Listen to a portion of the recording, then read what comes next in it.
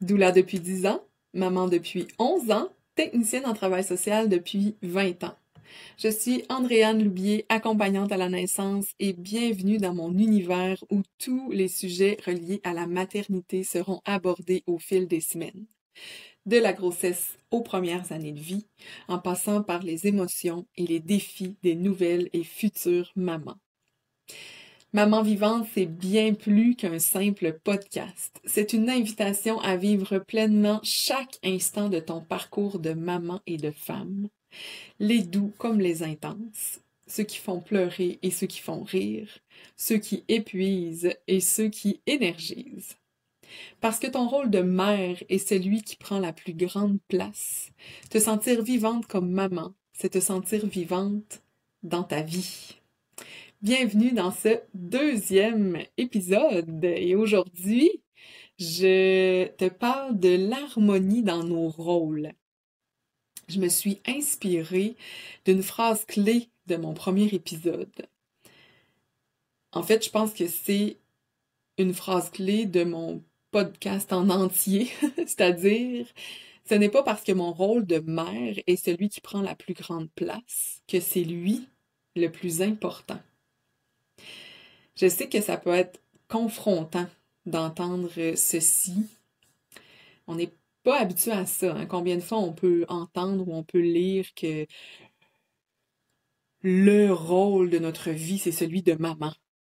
Tellement qu'il y a même certaines femmes qui choisissent de ne pas avoir d'enfants, qui se sentent mal d'avoir fait ce choix-là, ou des femmes qui ne peuvent pas avoir d'enfants, comme si et là, elles se sentent comme si elles passaient à côté du rôle de leur vie.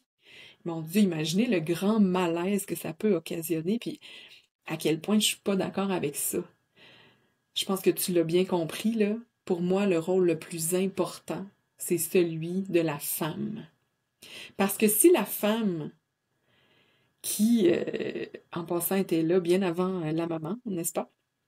Si la femme ne se priorise pas, qu'elle s'oublie constamment, qu'elle se met de côté, ben, elle va fort probablement finir par flancher et par ne plus être capable de bien jouer ni son rôle de mère, ni son rôle d'amoureuse, ni aucun de ses rôles. Rappelle-toi là, de la fameuse consigne là, en avion, là, mettez votre masque à oxygène avant d'aider votre enfant ou votre voisin, je sais pas trop, à mettre son masque. Là. Mais c'est la même affaire.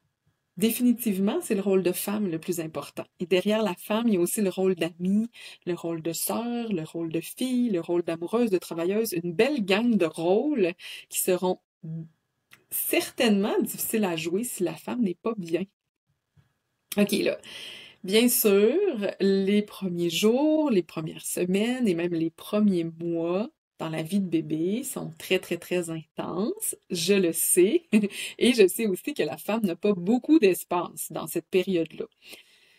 On fait connaissance avec bébé, on le nourrit aux 2-3 heures, on essaie de dormir un peu, on est toujours avec lui, il est souvent dans nos bras. Bon, ok, tout ceci là, c'est très très normal, surtout pendant le 4e trimestre de la grossesse, qui sert vraiment à connecter avec son enfant, qui sert à apprendre à se connaître comme mère, apprendre à connaître notre bébé.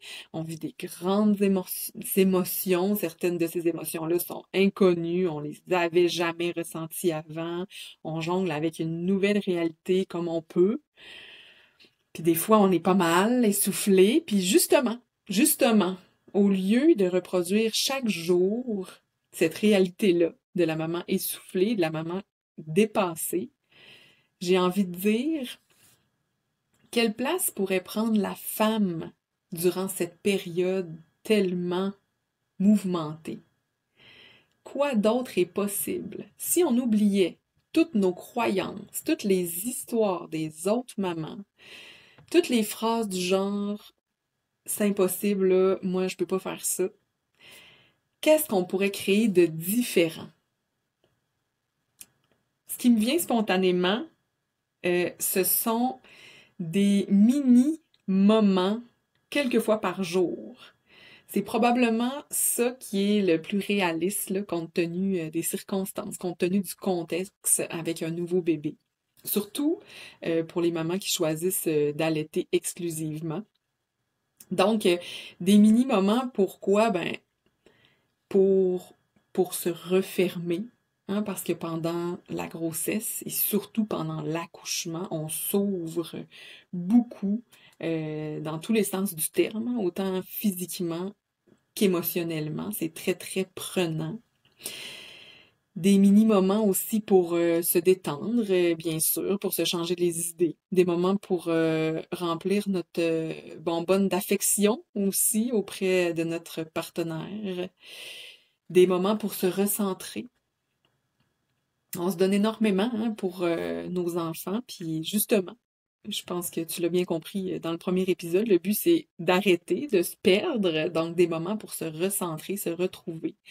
Des moments aussi qu'on peut et qu'on doit créer au quotidien, c'est des moments pour être entendus dans nos émotions, nos questionnements, nos doutes, des moments pour partager avec quelqu'un qui nous comprend vraiment, pour se libérer le cœur, libérer l'esprit, libérer le corps, des tensions s'il y en a, puis même du beau, du grand, partager le beau, le grand qu'on est en train de vivre. Créer des moments pour être seul aussi, hein, parce que quand on devient maman, c'est facile que ces moments-là deviennent pratiquement inexistants. Je ris parce que ça me fait penser au cliché qui en est pas un, hein, c'est une réalité des mamans, puis je veux dire même des parents, parce que j'imagine que ça doit arriver au papa quand ils vont aux toilettes, dans la salle de bain, et que là, il apparaît des petits doigts en dessous de la porte de la salle de bain, ou qu'il apparaît un jouet. Dernièrement, chez moi, il est apparu une épée sous la porte. Ma sœur me racontait pas plus tard que la fin de semaine dernière que son fils écrivait des petits messages et les glissait sous la porte de la salle de bain pendant qu'elle était dans la salle de bain. Moi, actuellement, mon plus petit garçon qui a 18 mois présentement est incapable d'ouvrir la porte, donc j'entends la poignée essayer de tourner, tourner, tourner. Donc, même à la toilette, on n'est jamais seul. Et bon, bref, vaut mieux en rire, hein, mais tout ça pour dire que des moments pour être seul, c'est vraiment, vraiment important. Des moments où on n'est pas sollicité. Puis en passant, personnellement, me sentir toujours sollicité, c'est assurément, j'allais dire probablement, mais non, c'est assurément un des plus gros défis dans la maternité. Mon chum pourrait vous le dire, ça m'arrive vraiment souvent de dire Oh my God, je suis tellement sollicitée actuellement, je me sens tellement sollicitée.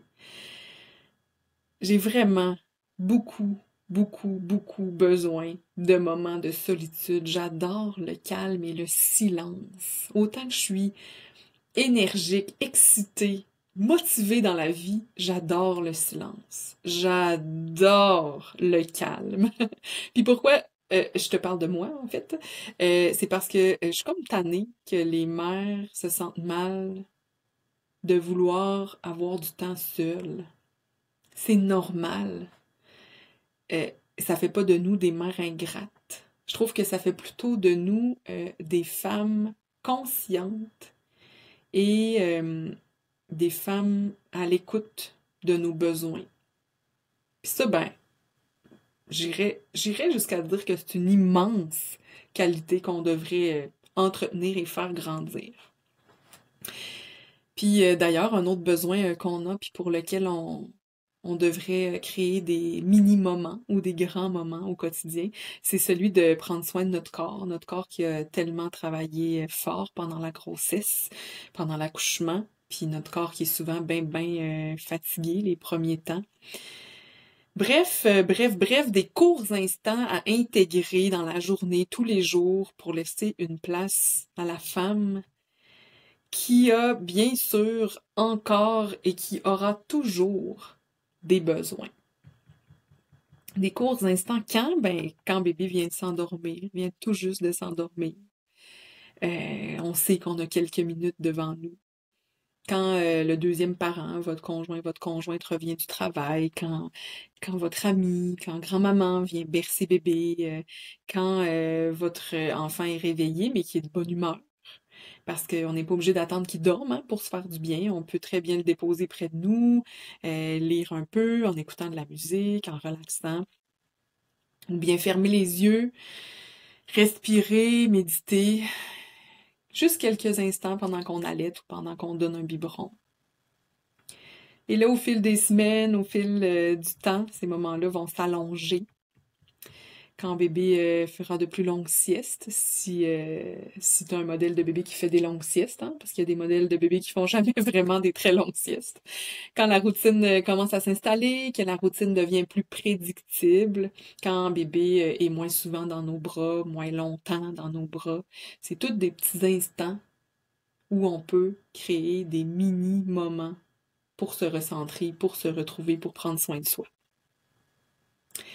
Et là, ben, ces instants-là vont devenir éventuellement une première sortie où maman aura un petit pincement au cœur au départ lorsqu'elle s'en ira, mais où la femme sortira les flûtes puis les trompettes de fête pour célébrer ce moment-là. Et ben, au moment où maman aura aussi, à son retour, ben, une énergie et une patience décuplée, renouvelée, et ça lui aura fait tellement de bien d'avoir été une femme, d'avoir été une amie, d'avoir été une amoureuse, une sœur peut-être. Elle aura été autre chose qu'une mère un bref instant. Et là, je t'entends penser jusqu'ici, puis je suis bien d'accord avec toi, on reste toujours une mère, bien évidemment. Nos pensées peuvent voguer vers nos enfants là, quand on essaie d'être seulement une amoureuse ou seulement une amie. J'avoue, ces petites bêtes-là là, sont difficiles à mettre de côté. C'est difficile de ne pas penser à nos enfants. J'ai envie de dire, on se laisse quelques minutes, quelques secondes pour y penser, peut-être même pour en parler, parler de nos belles merveilles, puis ensuite, on retourne dans le moment présent à ces autres rôles qui sont ô combien importants. Et là, un grand sujet qui revient toujours quand je parle de l'harmonie dans les rôles, la culpabilité, la fameuse culpabilité. Plusieurs femmes nomment qu'elles se sentent coupables lorsqu'elles prennent du temps seules. Je me sens coupable de prendre soin de moi.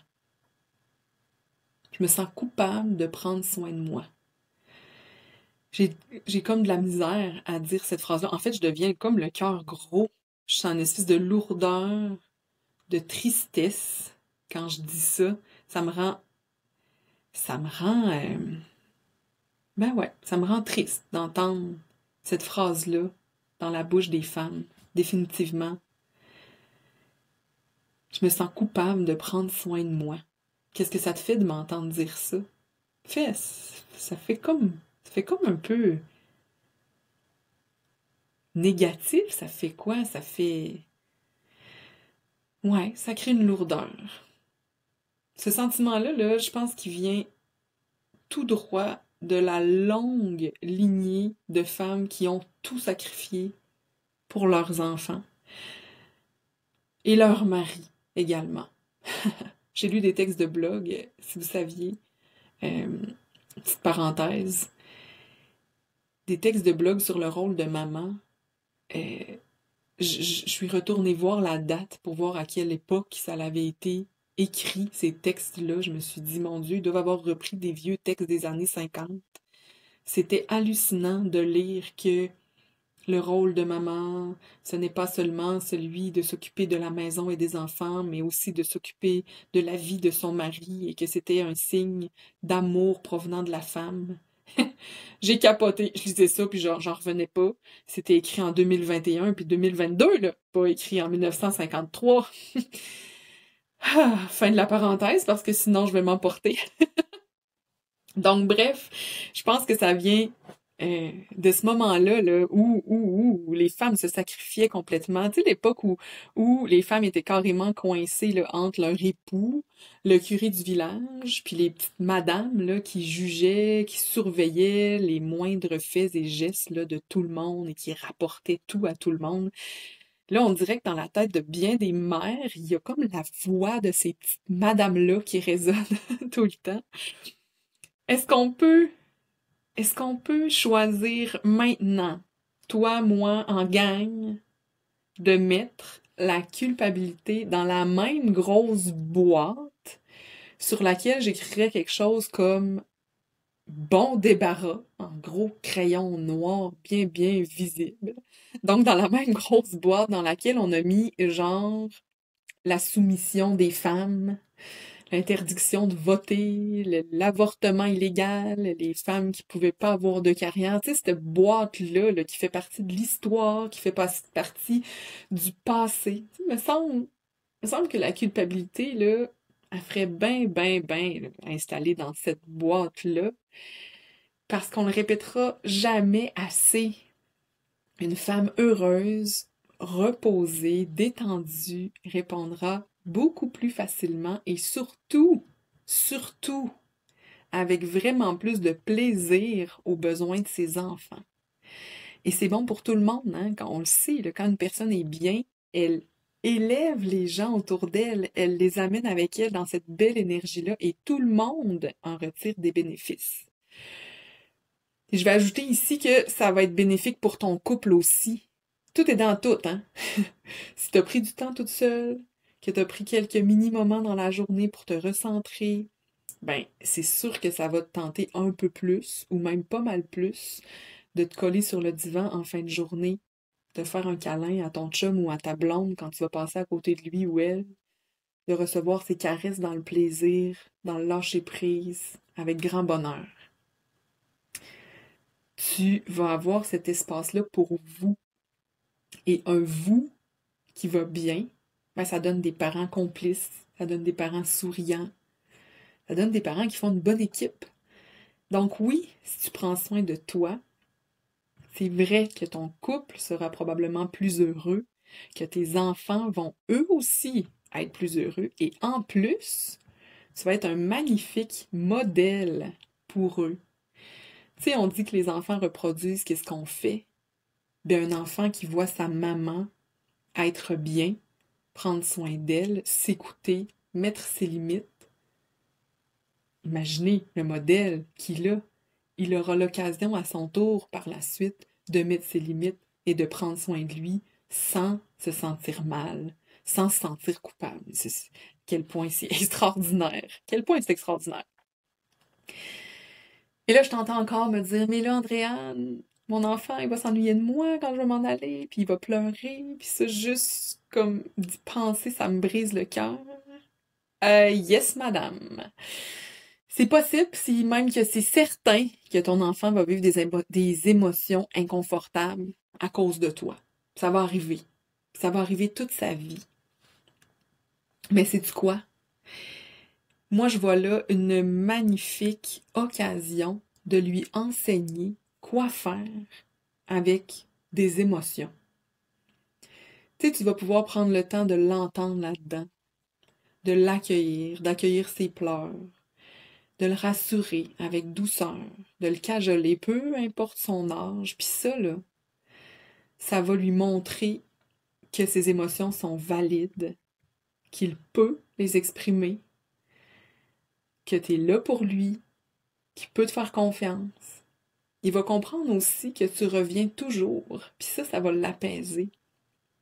Ça va lui apprendre quelque chose de bien plus important, de bien plus grand, que si tu te privais de faire ce qui te fait du bien en restant avec lui pour lui éviter de vivre ces émotions-là. Ouais, je vais le redire parce que ça me donne des frissons. J'ai comme la chair de poule euh, de ce que je viens de dire là. On dirait que c'est comme... Ouais, je vais le redire. Ça va lui apprendre quelque chose de bien plus important et de bien plus grand que si tu te privais de te faire du bien en restant avec lui pour lui éviter de vivre ces émotions-là. Hey, c'est beau, ça, hein? C'est vraiment beau. À noter en gros et à relire le plus souvent possible, s'il vous plaît. À se rappeler encore et encore quand la culpabilité va te pousser à t'oublier et à te mettre dans le petit tiroir que je parlais dans mon premier épisode. Ah, puis j'allais conclure, là, mais j'ai envie d'ajouter que nos enfants, là, sont super bons pour vivre dans le moment présent. C'est tout ce qu'ils connaissent, en fait, le moment présent. Donc oui, ils vont peut-être avoir un peu de peine quand tu vas t'en aller, quand tu vas changer de pièce, t'isoler dans une autre pièce pour prendre du temps pour toi. Oui, effectivement, ils vont peut-être être émotifs quand tu vas revenir auprès d'eux, mais une fois que tu vas les avoir entendus là-dedans, une fois que tu vas les avoir validés, ben,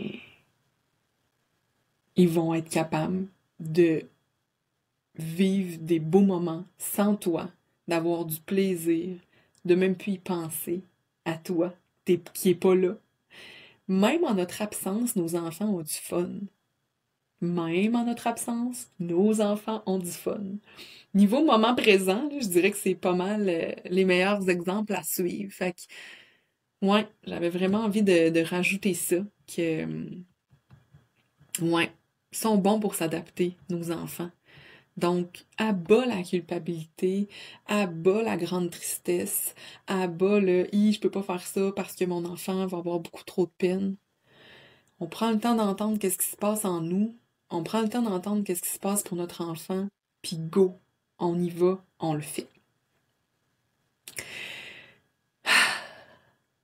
C'est beau, hein? C'est vraiment beau. Alors maintenant, c'est ton tour, c'est ton tour. C'est à toi de te brancher sur la femme que tu es et de découvrir ou redécouvrir ce qui te permettrait de te connecter à toi-même chaque jour, même les plus difficiles.